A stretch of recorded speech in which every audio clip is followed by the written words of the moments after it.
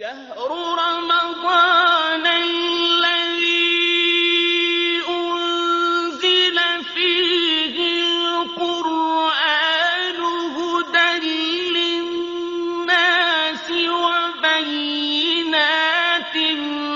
من الهدى والفرقان.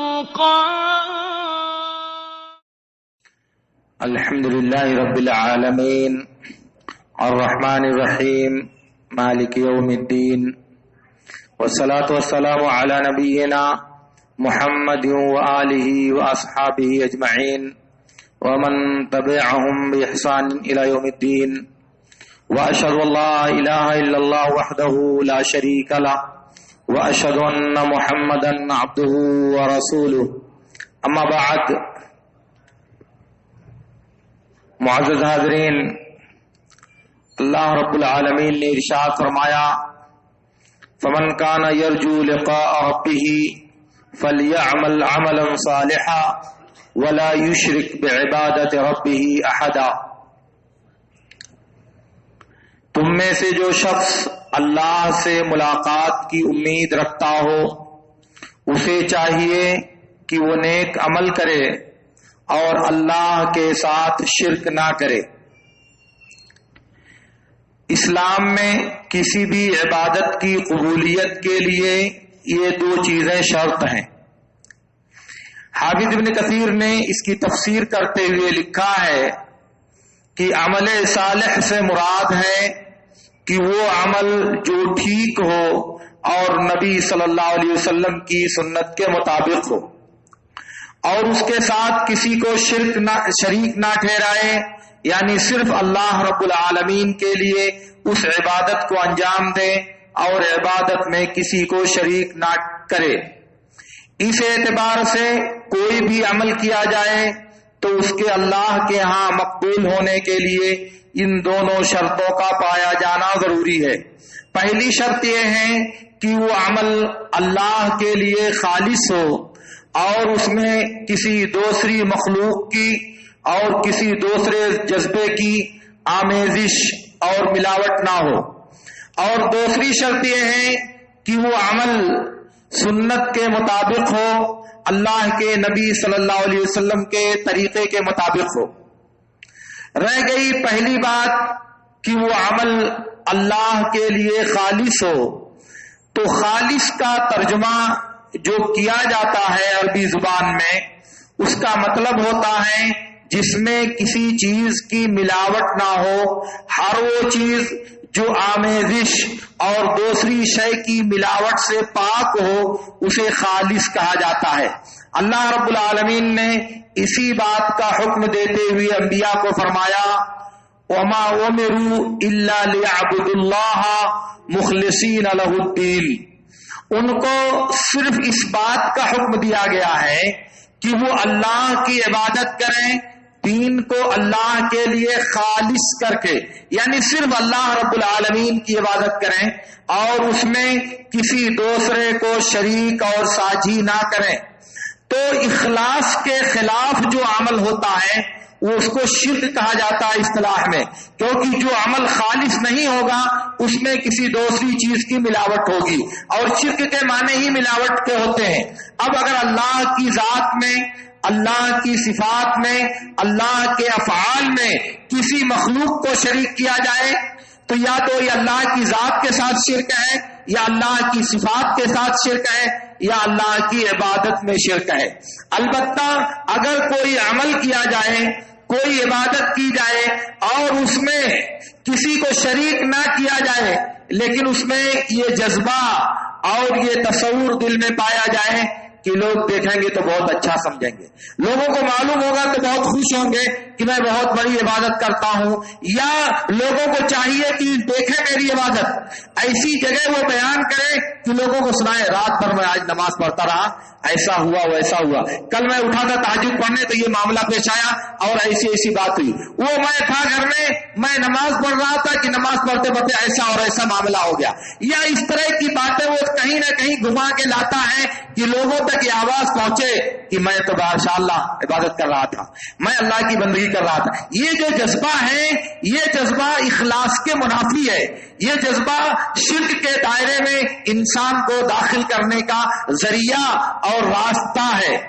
اسی طرح سے انسان ایک عبادت شروع کرتا اللہ کے لیے، درمیان عبادت اس کو تصور آتا ہے فلاں لوگ مجھ کو دیکھ رہے ہیں، تھوڑا اور اچھا پڑھنا چاہیے، لوگ میرے پر نظر چلائے ہوئے ہیں اس لیے مجھے اچھی عبادت کرنی چاہیے۔ یہ بھی اخلاص کے خلاف اور ریاکاری میں داخل ہونا ہے۔ اخلاص کو توڑنا اور دکھاوا، نمائش اور ریاکاری میں داخل ہونا ہے۔ تو اصل میں کل سوال آیا تھا کہ اخلاص کسے کہا جاتا ہے، میں اسی کا جواب دینا چاہتا ہوں۔ ایک حدیث میں آتا ہے، اللہ کے نبی صلی اللہ علیہ وسلم سے پوچھا گیا مل ایمان، قال الاخلاص، ایمان کیا ہے؟ اللہ کے نبی صلی اللہ علیہ وسلم نے فرمایا اخلاص ایمان ہے۔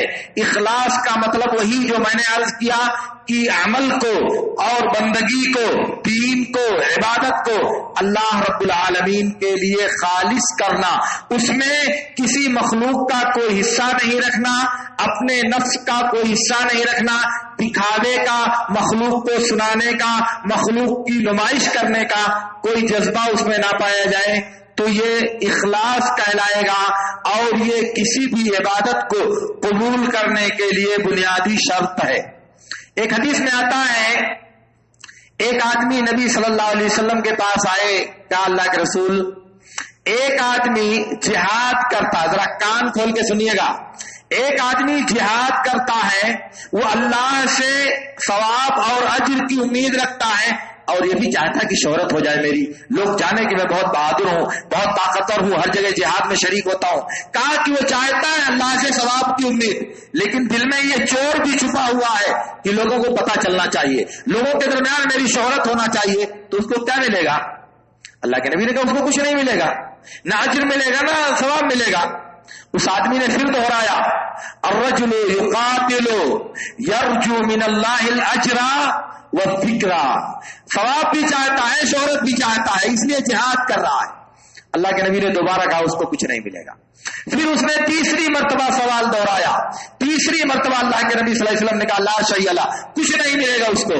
اس کے بعد آگے نبی صلی اللہ علیہ وسلم نے فرمایا ان اللہ لا يقبل من العمل الا ما كان خالصا وابتغي به وجه اللہ، اللہ رب العالمین صرف اس عمل کو قبول کرتا ہے جو خالص اللہ کے لیے ہو، اور اس عمل کے ذریعہ اللہ کی رضامندی چاہی گئی ہو، اللہ کی رضامندی مطلوب ہو، تب اللہ رب العالمین اس عمل کو قبول کرتا ہے۔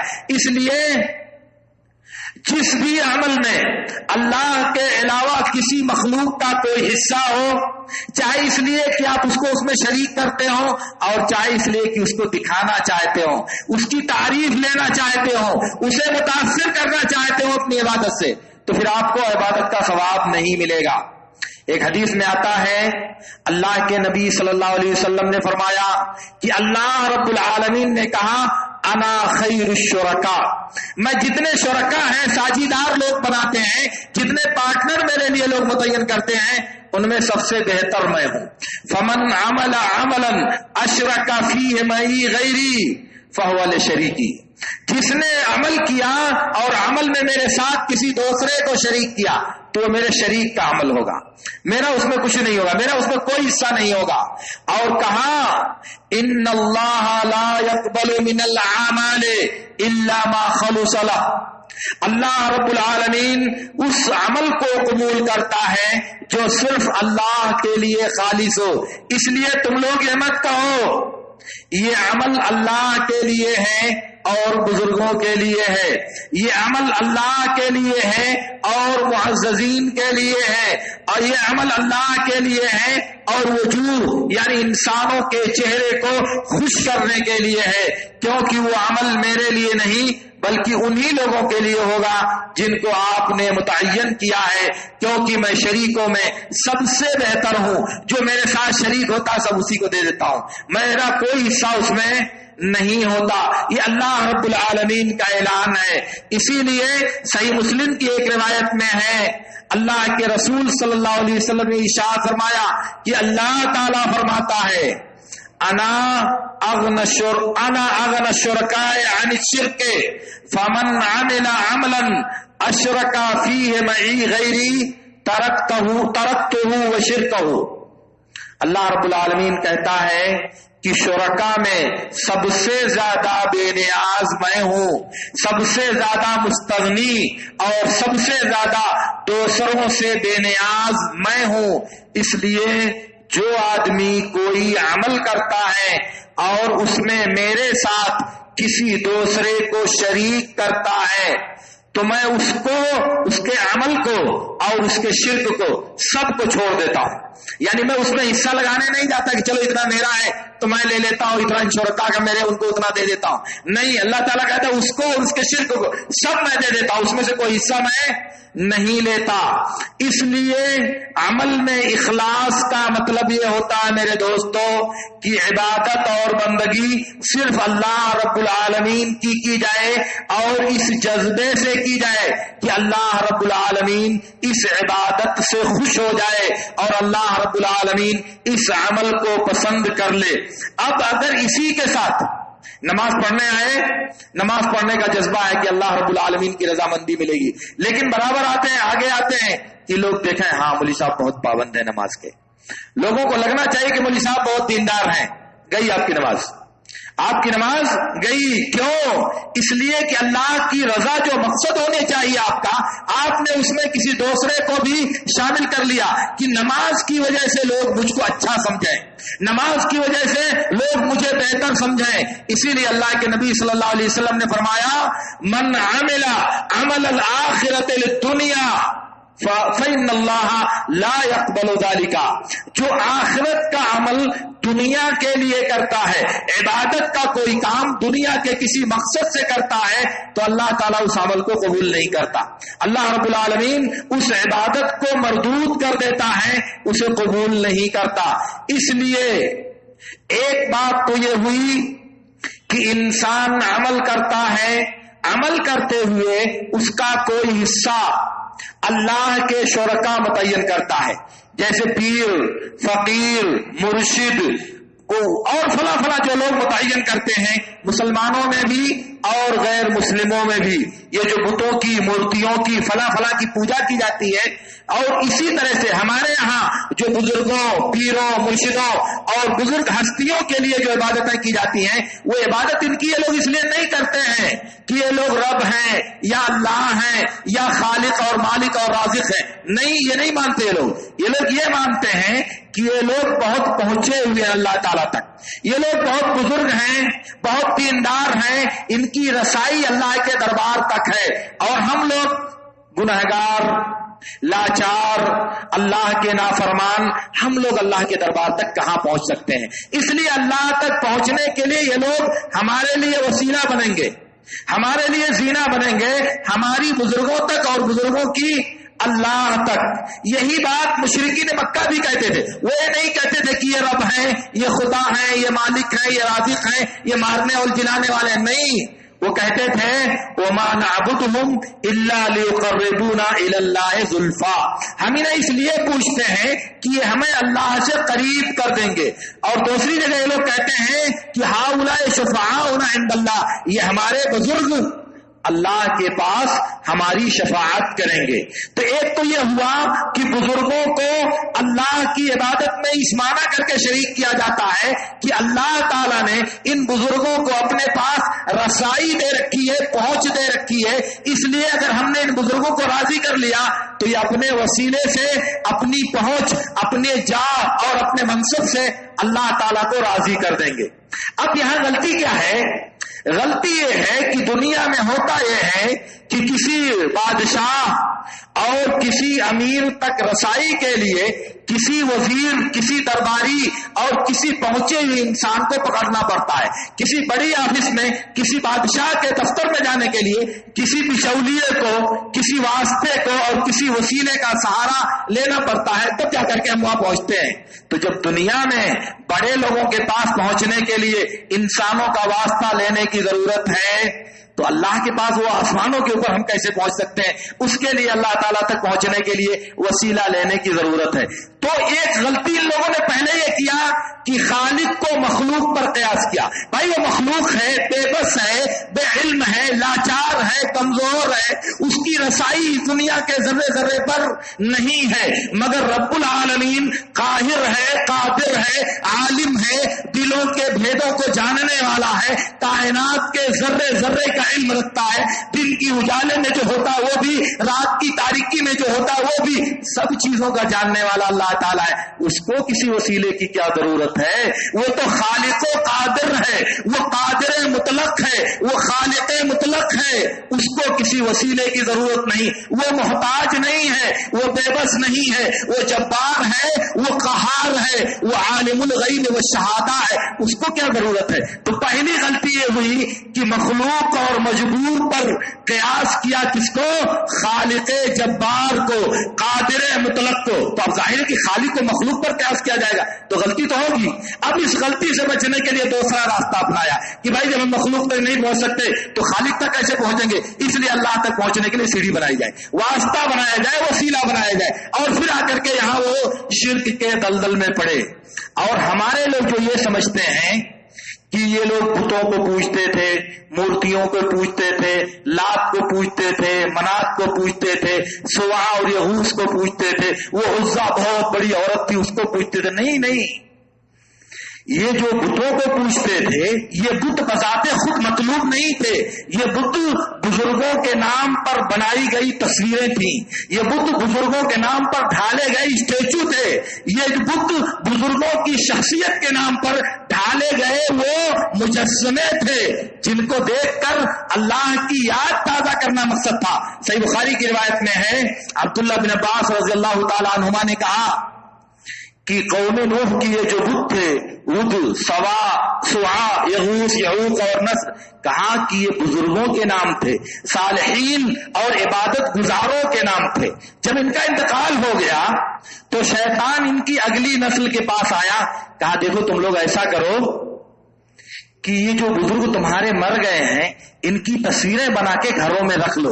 اس سے تم کو فائدہ یہ ہوگا کہ جب ان تصویروں کو دیکھو گے تو ان کی جیسی عبادت کرنے کا جذبہ تمہارے دلوں میں پیدا ہوگا. وہ جو عبادت گھروں میں کرتے تھے اس عبادت کی تم کو یاد آئے گی، پھر تم انہی کی جیسی عبادت کرنے کی کوشش کرو گے. یہ پہلی نسل کا مرحلہ ہے. اس کے بعد آگے چلی یہ نسل بھی وفات پا گئی تو آگے جو نسل آئی اولاد اور پوتوں کی، انہوں نے کہا کہ ہمارے باپ دادا نے یہ تصویریں گھروں میں رکھی ہیں، ضرور کوئی مقصد ہوگا. ہمارے باپ دادا پاگل نہیں تھے، وہ بہت عقل مند، بہت ہوشیار تھے، اتنے نادان نہیں تھے کہ بلا وجہ یہاں تصویروں کو بنا کے رکھا. یہ مجسمے ہمارے گھروں میں ایسے نہیں رکھا ہے کہ بہت عقل مند، بہت دور اندیش اور سمجھ والے تھے ہمارے باپ دادا، بے عقل نہیں تھے کہ لا کر کے مورتی گھروں میں رکھ لیا ہے.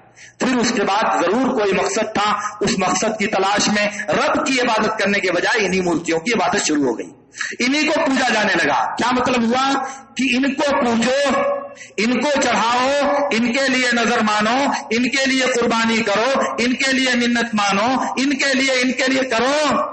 یہ جب خوش ہو جائیں گے تو اللہ تعالیٰ کو خوش کر دیں گے. یہ اصل حکمت ہے شرک میں انسانوں کے پڑنے کی، یہ اصل سبب ہے انسانوں کے شرک کی کھائی میں گر جانے کی. اس لیے آپ اس بات کو سمجھ لیں، ورنہ دنیا میں اگر آپ چراغ لے کر تلاش کریں کہ کوئی مشرک ایسا ملے جو اللہ کی طرح دوسرے کو خالق مانتا ہو، اللہ کی طرح دوسرے کو رازق مانتا ہو، اللہ کی طرح دوسرے کو مدبر مانتا ہو، تو آپ کو کوئی نہیں ملے گا. مشکل سے چند ایک دنیا میں پیدا ہوئی ہے تنویہ، ورنہ بقیہ کوئی نہیں ملے گا آپ کو.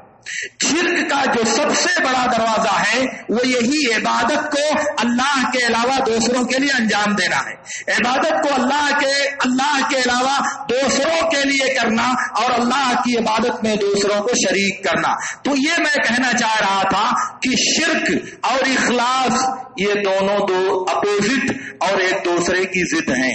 اگر اخلاص ہے تو شرک مر جائے گا، اس کا وجود نہیں ہوگا، اور اگر شرک ہے تو اخلاص نہیں پایا جائے گا اور وہ دم توڑ دے گا.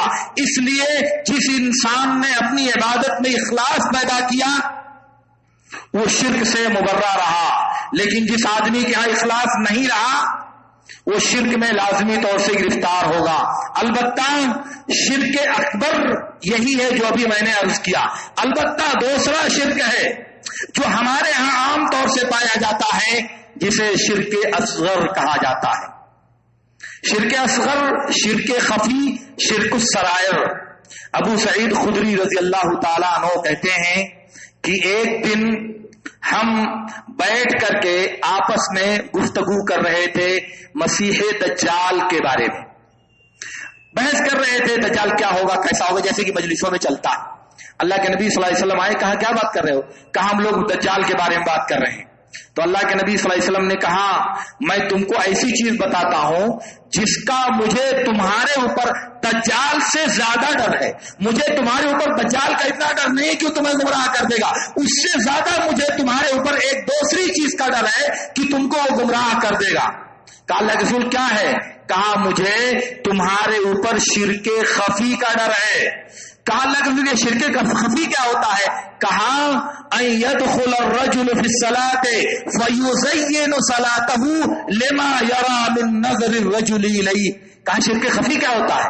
کہا کہ انسان نماز میں داخل ہوتا ہے اور درمیان نماز دیکھتا ہے کہ آدمی مجھے نماز پڑھتے ہوئے دیکھتا ہے، اس کو دیکھ کر نماز کو بہت اچھی پڑھنے کی کوشش کرتا ہے، نماز کو بہتر اور خوبصورت بنانے کی کوشش کرتا ہے۔ کہا یہ شرک خفی ہے۔ کہا کہ یہ شرک خفی ہے، اس کا مجھے تمہارے اوپر دجال سے زیادہ ڈر ہے۔ ایک دوسری حدیث میں اللہ کے نبی صلی اللہ علیہ وسلم نے فرمایا ان اخوف ما اخاف علیکم شرک السرائر، میں تمہارے اوپر سب سے زیادہ شرک سرائر کا خوف کھاتا ہوں۔ صحابہ نے کہا کہ اللہ کے رسول یہ شرک سرائر کیا ہے؟ پوشیدہ چیزوں کا شرک کیا ہے؟ کہا ان یصلی الرجل فیزین صلاته لما یری من نظر الرجال الیہ، نماز پڑھتا ہے اور دیکھتا ہے کہ کچھ لوگ مجھے دیکھ رہے ہیں تو نماز اچھی پڑھنے لگتا ہے، نماز میں تصنع اور بناوٹ کے ساتھ عام اوقات کی بنسبت بہتر نماز پڑھنے کی کوشش کرتا ہے۔ یہ ہے شرک اصغر، یہ ہے شرک سرائر، اور یہ ہے شرک خفی، اور اسی کا نام ہے دکھاوا، اسی کا نام ہے نمائش، اسی کا نام ہے مکاری کرنا۔ عبادت اللہ کے لیے ہونی چاہیے، بندے کو دیکھا عبادت کرتے ہوئے اور اب کیا کرنا، بہت اچھی طرح سے بہت خشوع اور خضوع کے ساتھ نماز شروع ہو گئی۔ تو یہ خشوع اور خضوع کس کے لیے کیا جا رہا ہے؟ یہ خشوع اور خضوع نماز میں بہتری، نماز میں خوبصورتی، نماز میں عمدگی کس کے لیے پیدا کی جا رہی ہے؟ اللہ کے نبی صلی اللہ علیہ وسلم نے کہا یہی شرک خفی ہے۔ ایک مرتبہ ابو موسیٰ اشعری، ابو علی باہلی کہتے ہیں کہ ایک مرتبہ، باہلی نہیں کاہلی، ابو علی کاہلی رحمت اللہ علیہ کہتے ہیں کہ ایک مرتبہ ابو موسیٰ اشعری نے خطبہ دیا۔ خطبہ دیتے ہوئے انہوں نے کہا کہ کیا بات ہے، کچھ لوگ شرک خفی اور شرک اصغر کا شکار ہو جاتے ہیں، عبادت کرتے ہیں، عبادت میں شرک اصغر میں مبتلا ہو جاتے ہیں۔ تو دو لوگ کھڑے ہوئے، کہا کہ دیکھو اس کی دلیل دو ورنہ ہم عمر کے پاس چلتے ہیں، اجازت ملے تب بھی، نہیں ملے گی تب بھی ہم عمر کے پاس چلتے ہیں۔ کہا نہیں بیٹھو تو میں تم کو دلیل دیتا ہوں۔ ابو موسیٰ اشعری رضی اللہ تعالیٰ عنہ نے کہا کہ ایک مرتبہ اللہ کے نبی صلی اللہ علیہ وسلم ہمارے سامنے خطبہ دینے کے لیے کھڑے ہوئے تو آپ نے کہا اتقوا الشرک فإنہ اخفی من دبیب النمل، کہا شرک سے بچو، شرک سے بچو۔ دوسری روایت میں ہے اتقوا الشرک الخفی، اتقوا الشرک الاصغر، چھوٹے شرک سے بچو۔ کیوں؟ اس لیے کہ وہ چیونٹی کی چال سے بھی زیادہ باریک اور ہلکا ہے، یعنی اتنا پوشیدہ ہے چیونٹی کی چال میں جیسے کوئی آواز نہیں پیدا ہوتی، اسی طرح شرک اصغر بھی ہمارے پاس آتا ہے اور انسان کو اس کا احساس نہیں ہوتا۔ یہ شرک اصغر کیا ہے؟ یہ وہی ہے جو نبی صلی اللہ علیہ وسلم نے حدیث میں بیان کیا ہے کہ انسان نماز پڑھتا اللہ کے لیے، لیکن جب دیکھتا ہے کہ لوگ نماز کو دیکھ رہے ہیں تو نماز کو اچھی بنانے کی کوشش کرتا ہے. تو ایک آدمی کھڑا ہوا, کہا اللہ کے رسول یہ چونٹی سے زیادہ باریک, پھر ہم اسے بچیں گے کیسے؟ ہم کو پتہ ہی نہیں چلے گا کہ ہم شرک میں پڑ رہے ہیں, تو ہم بچاؤ کیسے کریں گے؟ تو اللہ کے نبی صلی اللہ علیہ وسلم نے کہا قولوا اللہم انا نعوذ بک ان نشرک بک شیئا نعلمہ ونستغفرک لما لا نعلمہ. کہا تم لوگ کہو اے اللہ ہم تیری پناہ چاہتے ہیں کہ تیرے ساتھ کسی چیز کو جان بوجھ کر ہم شریک ٹھہرائیں, کہ ہم جان بوجھ کر کسی چیز کو تیرے ساتھ شریک ٹھہرائیں. ہم اس بات سے تیری پناہ چاہتے ہیں اور تیری مغفرت چاہتے ہیں اس چیز سے جس کو ہم نہیں جانتے, جس کا ہمیں علم نہیں ہے. گویا کہ انسان اللہ تعالیٰ سے جب یہ دعا کرے گا تو اللہ تعالیٰ اس کو شرک اصغر سے بچائے گا, کیونکہ وہ اپنی کوشش بھر شرک سے بچنے کی کوشش کرتا ہے, اور جو اس کو معلوم نہیں ہے اس کے بارے میں اللہ تعالیٰ سے مغفرت مانگتا ہے, تو اللہ رب العالمین اس کو پناہ دے گا, اللہ رب العالمین اس کو بچائے گا. اس لیے یہ جو شرک اصغر ہے یا شرک خفی ہے یا شرک سرائر ہے, یہ سب ایک ہی چیز کے نام ہیں, اور وہ ہے کسی عمل کو اللہ کے ساتھ ساتھ مخلوق کو دکھانے کے لیے انجام دینا, مخلوق کی نظر پڑنے پر اس کو بہتر بنانے کی کوشش کرنا, یہی شرک خفی ہے. اس کے بارے میں ہمیں متنبہ اور ہوشیار رہنا چاہیے میرے دوستو. اللہ کے نبی صلی اللہ علیہ وسلم نے ارشاد فرمایا, بخاری اور مسلم کی روایت میں ہے, من سمع اللہ بہ ومن یرائی اللہ بہ.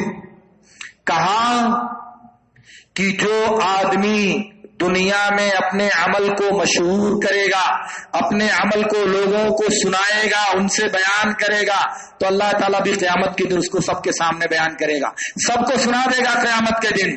اور جو دنیا میں اپنا عمل دوسروں کو دکھانا چاہے گا, اللہ تعالیٰ قیامت کے دن اسے لوگوں کو دکھا دے گا. قیامت کے دن اللہ تعالیٰ اسے لوگوں کو دکھا دے گا. دوسری حدیث میں نبی صلی اللہ علیہ وسلم نے کہا, من قام مقام سمعۃ سمع اللہ بہ ومن قام مقام ریاء راء اللہ بہ. کہا کہ جو دنیا میں شہرت طلبی کے مقام پر کھڑا ہوگا, عبادت کے ذریعہ حصول شہرت جس کا مقصد ہوگی, تو اللہ تعالیٰ قیامت کے دن ساری مخلوق کے سامنے اس کا پرچار کر دے گا. اور جو دنیا میں کسی عبادت کو لوگوں کو دکھانے کے لیے ادا کرے گا, قیامت کے دن اللہ تعالیٰ اس کے اعمال کو دنیا کے سامنے دکھا دے گا. اور اس کی صورت ہے حدیث میں اللہ کے نبی صلی اللہ علیہ وسلم نے فرمایا, کہا کہ جو شخص دنیا میں اللہ کی عبادت کے ساتھ دوسروں کو شریک کرتا تھا, اللہ تعالیٰ اس کے عمل کو باطل کر دے گا اور کہے گا کہ جاؤ دیکھو جن کے لیے تو نے عبادت کی تھی وہ کچھ تم کو دیتے ہیں کہ نہیں دیتے ہیں, دیتے تم کو کہ نہیں دیتے, جن کے دکھا رہے تھے تم, جن کو تم سنا رہے تھے, جن کی سامنے تم نمائش کرنے کے خواہش مند تھے دنیا میں, ذرا جاؤ دیکھو حل تجد عندهم جزاء, کوئی بدلہ دیتے ہیں تم کو, کوئی ثواب ملتا ہے تم کو. تو یہ دکھانے کی صورت ہے کہ اللہ رب العالمین دنیا میں عبادت جو دکھاوے کے لیے شہرت کے لیے کرتے ہیں ان کو اللہ تعالیٰ قیامت کے دن بے اجر کر دے گا, بے جزا کر دے گا. اور کہا جاؤ اذهبوا الى الذين كنتم تراؤون بهم في الدنيا هل تجدون عندهم من جزاء.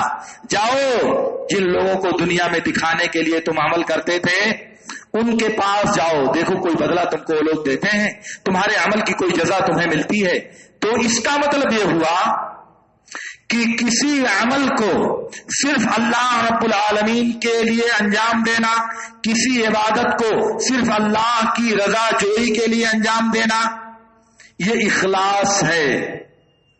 اور کسی عبادت کو اللہ کے ساتھ ساتھ بندوں کو دکھانے کے لیے, بندوں کی توجہ اپنی طرف کھینچنے کے لیے, بندوں کو خوش کرنے کے لیے اور یہ چاہنے کے لیے, مولوی صاحب بہت عبادت گزار ہیں, مولوی صاحب بہت متقی ہیں, ارے تم کو معلوم نہیں مولوی صاحب بہت دیندار ہیں, تم نے دیکھا نہیں وہ فلاں صاحب ہیں وہ بہت دیندار ہیں, کبھی کوئی غلط کام نہیں کرتے, وہ بہت خوش ہیں مولوی صاحب, دنیا والے کہہ رہے ہیں کہ ہاں بہت اچھے ہیں مولوی صاحب.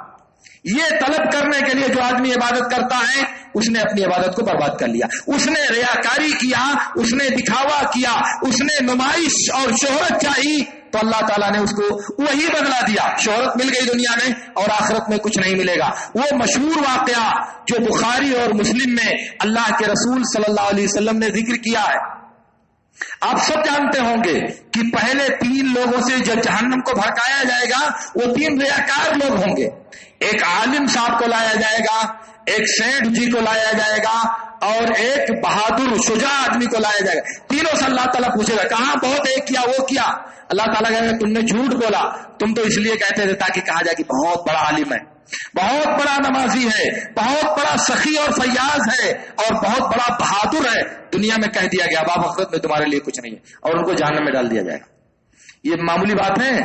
یہ انسانوں کا روکتا کھڑا کر دینے کے لیے کافی ہے کہ کوئی عبادت، کوئی نماز، کوئی روزہ، کوئی عمل جو ہم انجام دیتے ہیں اس کی انجام دہی سے ہمارا مقصد کیا ہوتا ہے، ہم اس سے حاصل کیا کرتے ہیں۔ اس لیے اس پہلو پر ہم کو سوچنا چاہیے اور یہ بات یاد رکھنا چاہیے کہ عمل اللہ رب العالمین کے ہاں وہ قبول ہوتا ہے جو صرف اور صرف اللہ کے لیے ہو، اس میں کسی دوسرے چیز کی ملاوٹ اور کسی دوسری چیز کی آمیزش نہ ہو۔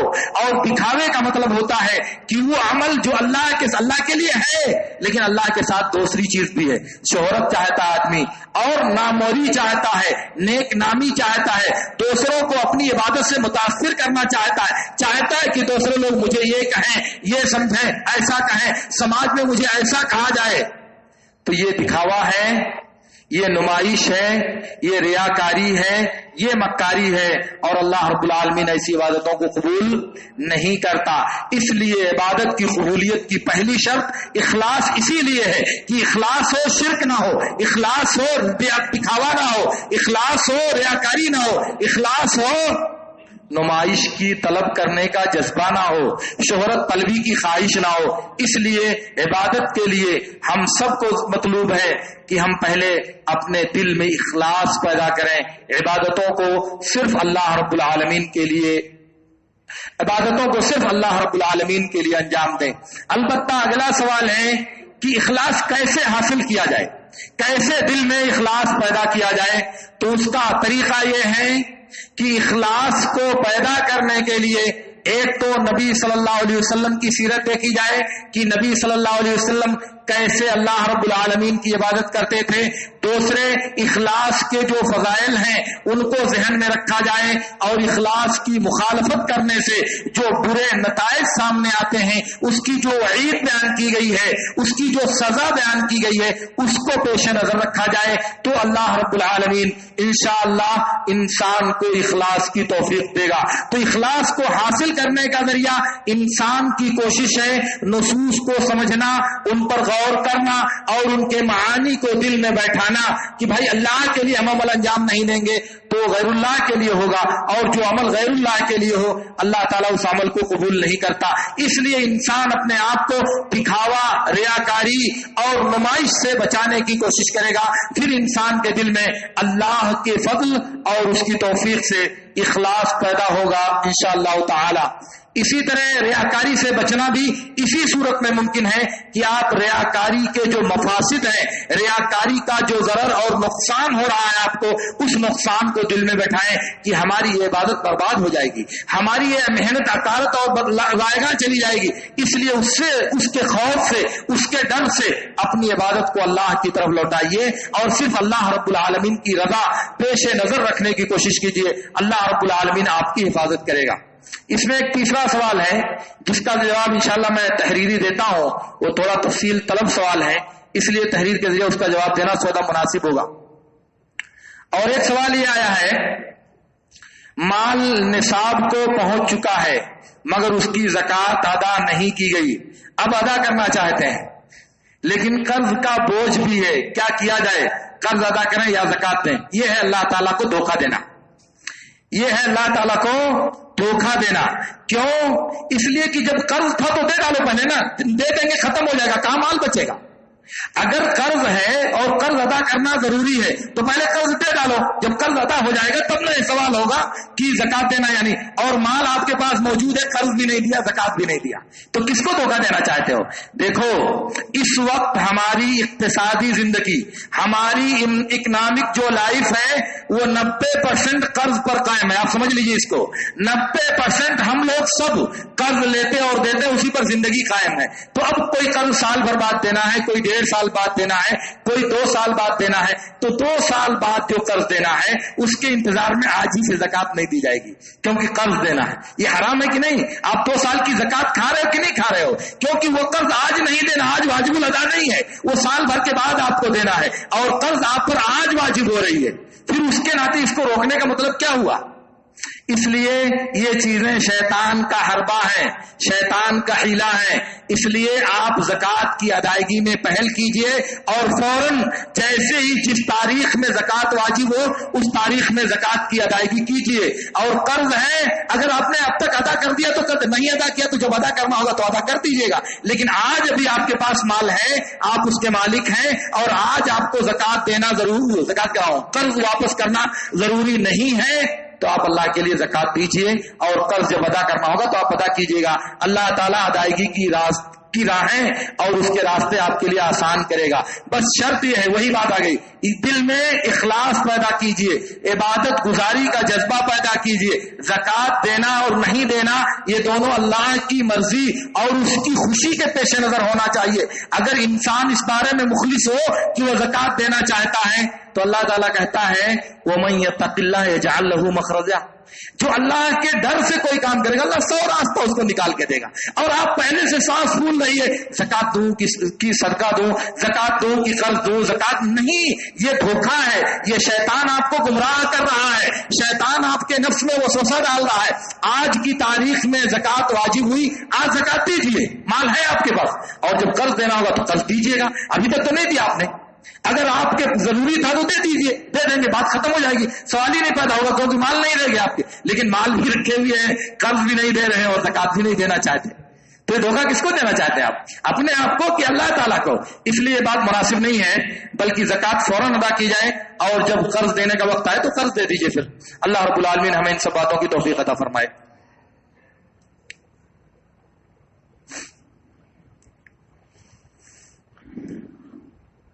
یہ سوال آیا ہے زکات کس کو دینا چاہیے؟ زکات کس کو دینا چاہیے یہ اللہ رب العالمین نے متعین کر دیا ہے. انما الصدقات للفقراء والمساکین والعاملین علیہا وفی الرقاب والغارمین والمؤلفۃ قلوبہم وفی سبیل اللہ. اللہ رب العالمین نے 8 مصارف متعین کیے ہیں، 8 جگہیں، 8 لوگ یا 8 قسم ہیں جن میں آپ زکات دے سکتے ہیں. کسی میں بھی دے سکتے ہیں، سب میں دے سکتے ہیں، کسی ایک کو پوری زکات دے دیں تب بھی، لیکن ان 8 میں سے ہونا چاہیے. ایک فقیر، مسکین، زکات وصول کرنے والا، وہ بھلے مالدار ہو لیکن زکات وصول کرتا ہے، اس میں نوکری کرتا ہے. اور پھر اس کے بعد مسافر جو پریشان حال ہو، اس کا مال کٹ گیا ہو، منزل تک پہنچنا چاہتا ہے، ہو سکتا ہے کہ وہ اپنے گھر میں مالدار ہو مگر یہاں اس کو ضرورت پیش آ گئی تو زکات کے ذریعہ اس کی مدد کی جا سکتی ہے. اور مقروض آدمی ہے، قرض ادا نہیں کر پاتا تو اس کی قرض کی ادائیگی کے لیے زکات سے اس کو مال دینا تاکہ قرض ادا کر سکے، ایسا کرنا درست ہے، یہ زکات کا ایک مصرف ہے. اسی طرح سے وہ آدمی جو کافر ہے لیکن وہ اسلام کی طرف مائل ہے تو اس کو اسلام میں داخل ہونے کے لیے، اسلام کی رغبت دلانے کے لیے، جس کو کہا جاتا ہے تالیف قلب کے لیے، اس کو زکات دی جاتی ہے. زکات کے کسی بھی مصرف میں غیر مسلموں کا کوئی حق نہیں ہے. یہ تنہا ایک صورت ہے کہ اگر کوئی آدمی اسلام کی طرف مائل ہے، اسلام سے دلچسپی رکھتا ہے تو اس کی دلجوئی کے لیے اس کو زکات دی جا سکتی ہے تاکہ وہ اسلام میں داخل ہو جائے. اور پھر گردن آزاد کرنے کے لیے، گردن آزاد کرنے کا مطلب جیسے غلام ہے اس کو آزادی دینے کے لیے زکات کے پیسے سے اس کو خرید کر آزاد کیا جا سکتا ہے.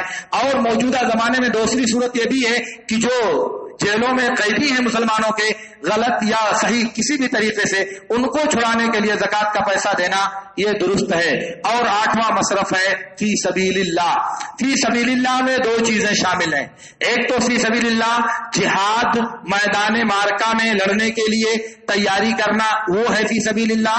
और दूसरा अबू दाऊद वगैरह की रिवायत में है, अल्लाह के रसूल सल्लल्लाहु अलैहि वसल्लम ने फरमाया इन्नमल हज्जु फी सबीलिल्लाह, हज ये फी सबीलिल्लाह का एक जुज है। इसलिए किसी को हज करने के लिए या हज कराने के लिए ज़कात का पैसा देना और ज़कात के पैसे से उसको हज के लिए भेजना ये भी जायज है, क्योंकि हदीस में नबी सल्लल्लाहु अलैहि वसल्लम से साबित है। यही 8 मसारिफ हैं ज़कात के, इनमें से किसी को भी दिया जा सकता है। अलबत्ता अगर कोई करीबी रिश्तेदार, कोई अजीज आपका मोहताज है, फकीर है, उसको जरूरत है, तो उसको ज़कात देना ये अफजल है, उसकी मदद करना ये अफजल है। बुखारी और मुस्लिम की रिवायत में है, अल्लाह के नबी सल्लल्लाहु अलैहि वसल्लम ने फरमाया अस्सदक़तु अलल फकीर सदक़तुन व सदक़तु अलल करीब सदक़तुन व सिला। कहा कि किसी मोहताज को आप ज़कात देते हो तो ये तो ज़कात अदा हुआ, ज़कात अदा हो गई, लेकिन अगर आप किसी करीबी को देते हो तो सदका भी है और सिला रहमी भी है, तो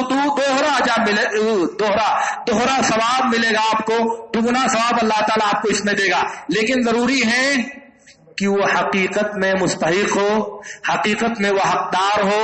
और दूसरी शर्त यह है कि उसका खर्च और उसका नफका आपके जिम्मा वाजिब ना हो। जिसका खर्च आपके जिम्मा वाजिब है, आपकी बीवी है, आपके बच्चे हैं और माँ बाप अगर आपके मोहताज हैं तो फर्ज है कि आप उनके ऊपर खर्च करें, उनको ज़कात देना जायज नहीं है। और बकिया किसी भी रिश्तेदार को जो आपके साथ नहीं रहता, आपके साथ आपके घर में खाना नहीं खाता, उसको आप ज़कात दे सकते हैं अगर वो मुस्तहिक, मोहताज और फकीर है तो।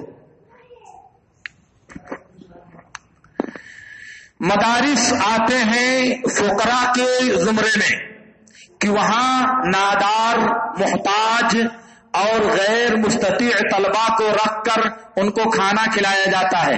तो अगर किसी मदरसे में इस बात का इंतजाम है कि वहां खाने वाले मोहताजों का इंतजाम किया गया है और उनको ज़कात खिलाई जाती है, क्योंकि वो अपनी तरफ से पैसा दे करके खर्च करके तालीम हासिल करने की अहलियत और सलाहियत नहीं रखते, तो वहां पर खर्च किया जाएगा और उनके लिए ज़कात दी जाएगी। और अगर मदरसे में ऐसा कुछ नहीं है, सिर्फ असातिज़ा को तनख्वाह दी जाती है या ऑफिस में खर्च किया जाता है या बिल्डिंग बनाई जाती है, तो ये सब ज़कात के मसारिफ में नहीं है। ये सब ज़कात के मसारिफ में नहीं है, ये सब ज़कात के मसारिफ में नहीं है। आप लिख लें, इसको नोट कर लें, 1000 मरतबा इसको लिख लें और ये भी नोट कर लें, यहाँ जो लोग मस्जिद के ताउन के लिए आते हैं उनको भी ज़कात का एक पैसा देना हराम है, क्योंकि मस्जिद में ज़कात का पैसा लगाना बइजमाए उम्मत हराम है, किसी की नजर में जायज नहीं है। इसलिए ज़कात की अदायगी के लिए एहतियात होना चाहिए और ये पता करना चाहिए कि आप सही जगह पर ज़कात को खर्च करें। अल्लाह रब्बुल आलमीन आप सबकी ज़कात और सदक़ात को कबूल फरमाए और उसका बेहतरीन बदला दे। अल्हम्दुलिल्लाह।